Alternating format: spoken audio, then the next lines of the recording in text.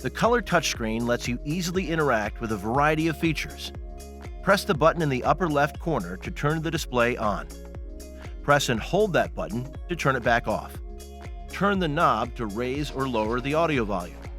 Touching the icons along the left side of the display allows you to open screens for the phone system, Google Maps navigation, the audio system, and to return to the home screen. To move an app icon on the home screen, touch and hold the icon and then drag it to the desired place. Swipe left or right to change pages on the home screen or pan across the map display. And you can zoom in or out on a map by using spreading or pinching gestures with your thumb and forefinger. See the vehicle's owner's manual for even more details. You can download one at mygarage.honda.com.